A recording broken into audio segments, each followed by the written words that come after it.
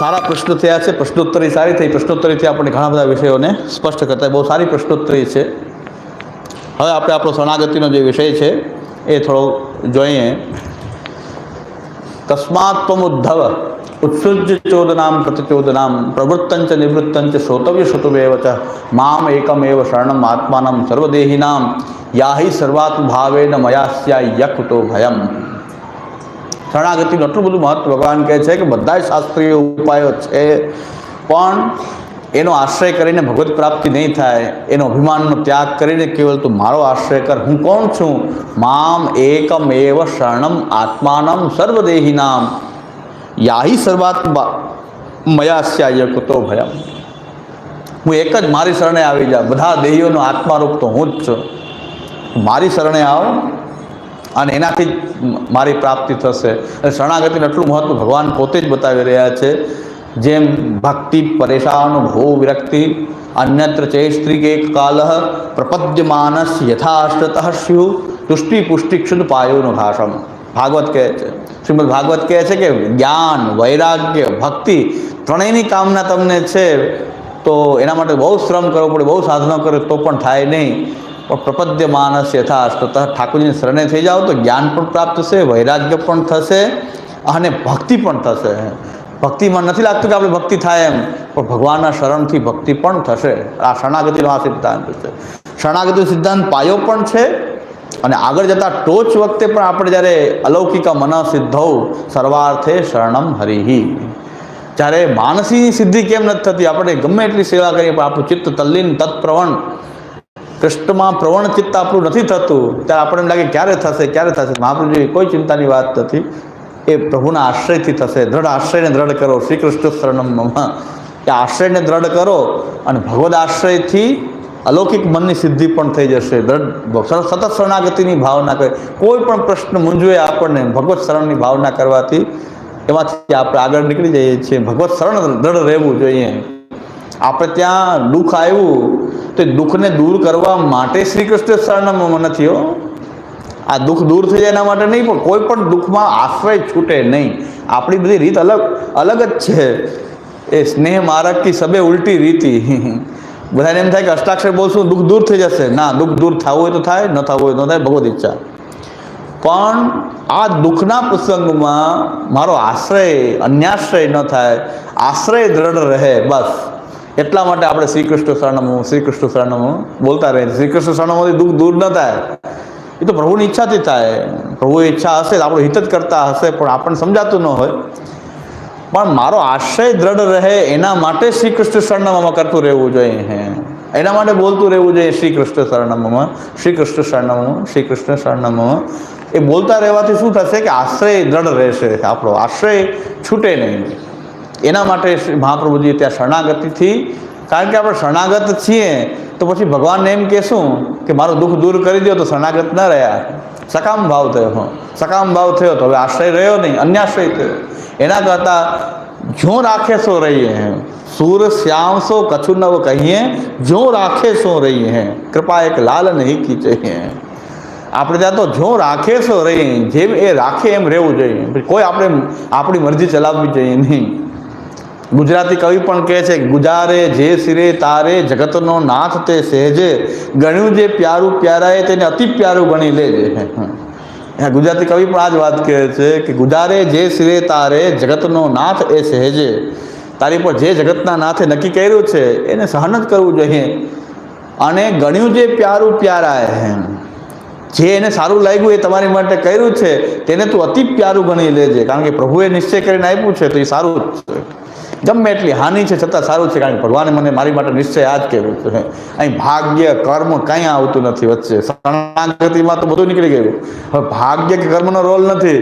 હવે તો ડાયરેક્ટ પ્રભુની ઈચ્છાથી આપણે ચાલીએ છીએ. આપણા નિયામક તો પ્રભુ છે.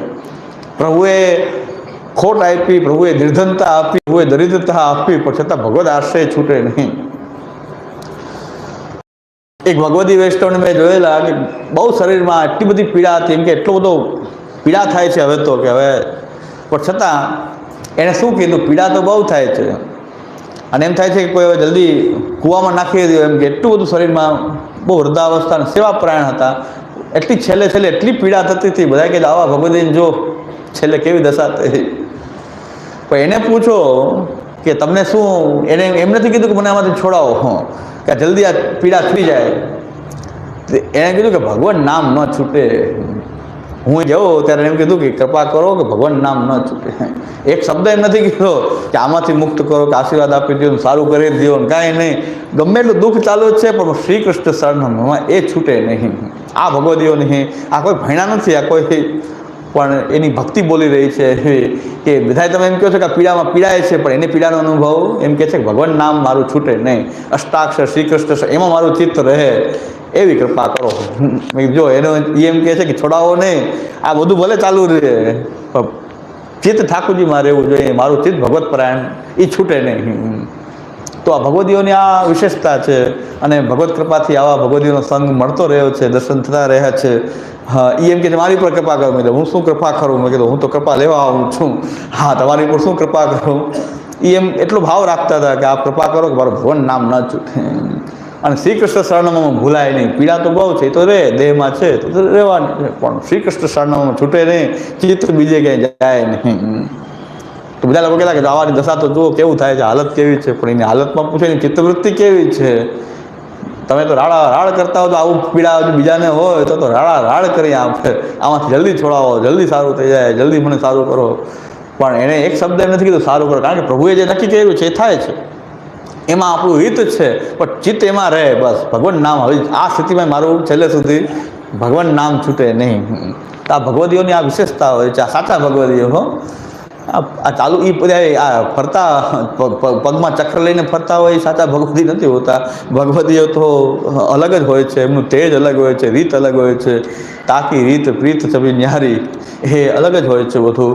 અને એ સ્વતઃ એની ભક્તિ બોલતી હોય છે, એના શબ્દોમાં એ ભક્તિ બોલતી હોય છે. એટલે મેં જોયા છે કે બહુ પીડા આપણને થાય કે ઠાકોરજી પણ જલ્દી એમને છોડાવે તો સારું, એટલી પીડા થઈ રહી છે. પણ એણે ક્યારેય એમ નથી કીધું કે મને પીડા છે, આમાં છોડાવો. એમ કહે છે કે શ્રી કૃષ્ણ શરણમાં હસ્તાક્ષર છૂટે નહીં, પ્રભુનું આશ્રય છૂટે નહીં, બસ. તો શરણાગતિનો આ પ્રકાર છે. શરણાગતિ કોઈ સામાન્ય વસ્તુ નથી કે તમે પાલન કરી શકીએ આપણે. આ સ્થિતિ સુધી પણ પ્રભુનો જે કાંઈ થઈ રહ્યું છે, પ્રભુ આપણું હિત કરી રહ્યા છે, એવો દ્રઢ વિશ્વાસ, કરિષ્યતિથી વિશ્વાસો, એવો દ્રઢ વિશ્વાસ એ શરણાગતિનું બહુ મહત્વનું અંગ છે. હવે આપણે શરણાગતિનો વિચાર શ્રી મહાપ્રભુજીના 4 ગ્રંથોથી, એમાં 4 ગ્રંથોમાં જે શરણાગતિનો પ્રકારનું જે નિરૂપણ થયું છે એનો વિચાર કરીએ. પંચશ્લોકીમાં ષડવિધ શરણાગતિ છે એનો પણ વિચાર કરીએ તો 4 ગ્રંથ શરણાગતિના: બાલબોધ, વિવેકધર્યાશ્રય, કૃષ્ણાશ્રય અને પંચપદ્યાની.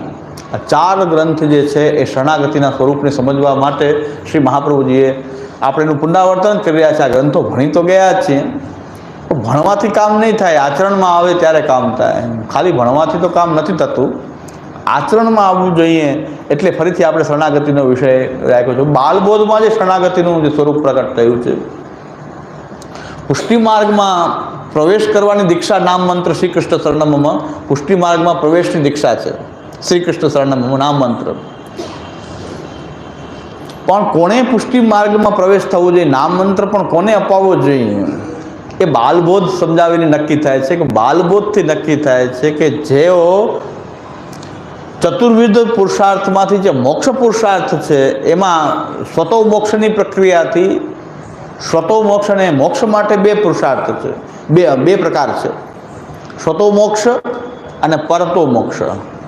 તો સ્વતો મોક્ષની પ્રક્રિયાથી જે મુક્ત થવા ઈચ્છતા હોય એના માટેના ઉપાય શું છે, માર્ગ શું છે? યોગ અને સાંખ્ય. યોગ અને સાંખ્ય. તો યોગ અને સાંખ્યથી સ્વતો મોક્ષ શું કામ કહેવાય છે? કે ત્યાં કોઈ પણ દેવતાની કે કોઈની કૃપાની જરૂર નથી, ફક્ત પોતે પ્રયાસ કરીને મુક્ત થવાનું છે. યોગ સાંખ્યની પ્રક્રિયાથી જે મુક્તિ છે એ પોતે પોતાના પ્રયાસ કરીને મુક્ત થવું, તો એને સ્વતો મોક્ષની એ પ્રક્રિયા કહેવાય છે. એ સ્વતો મોક્ષમાં 2 શાસ્ત્ર છે, યોગ શાસ્ત્ર અને સાંખ્ય. અને સાંખ્ય જે છે અને યોગ, આ 2 શાસ્ત્રથી એ સ્વતો મોક્ષની પ્રક્રિયાથી મુક્ત થવાય. એ મુક્તિ કેવી હોય છે? એ અહંતા મમતા નાશે સર્વથા નિરહંકતો સ્વરૂપસ્થો યદા જીવ કથાથસ્ય નિગત્યતે. એ મુક્તિનો પ્રકાર શું છે? અહંતા મમતા નાશે સર્વથા નિરહંકતો. હું અને મારું ને અહંતા મમતા એ સર્વથા નિરહંકાર બની જઈએ આપણે. અને જે આપણો ચૈતન્ય રૂપ જીવાત્મા છે એમાં સ્થિતિ કરવી, કે હું તો એક ચેતના આ જીવાત્મા છું, એ સ્વરૂપમાં સ્થિતિ કરવી એ મુક્તિ છે. અને આવી મુક્તિ જે છે એ સ્વતોમોક્ષથી પ્રાપ્ત થઈ શકે છે, યોગ અને સાંખ્યથી. અને હવે પરતોમોક્ષની જે પરંપરા છે, એટલે બાલબોધ છે આ, કે પરતોમોક્ષની જે પ્રક્રિયા છે એમાં બે દેવતાનું વર્ણન અહીં પ્રાપ્ત થાય છે. બ્રહ્મા, વિષ્ણુ અને મહેશ, આ ત્રણ ગુણાવતાર છે, એમાંથી બે મુક્તિદાતા છે, શિવ અને વિષ્ણુ. શિવ અને વિષ્ણુ એ બે મુક્તિદાતા છે. અતઃ શિવશ્ચ વિષ્ણુશ્ચ જગતો હિતકારકો વસ્તુના સ્થિતિ સંહારો કાર્યો શાસ્ત્ર પ્રવર્તકો. બાલબોધમાં શિવ અને વિષ્ણુ અને એમના દ્વારા મુક્તિ કેમ મેળવવી એનો પ્રકાર અહીં બતાવાયેલો છે. એને પરતો મોક્ષ કહેવાય છે. જે લોકો પુષ્ટિ માર્ગનો પ્રવેશ કરવા ઈચ્છે છે, પુષ્ટિ માર્ગને ભણવા અને સમજવા ઈચ્છે છે, એવા ઘણા નવા વૈષ્ણવ પણ દેખાય છે. તો એના માટે આ બાલબોધ સમજવું બહુ આવશ્યક છે, બહુ જરૂરી છે.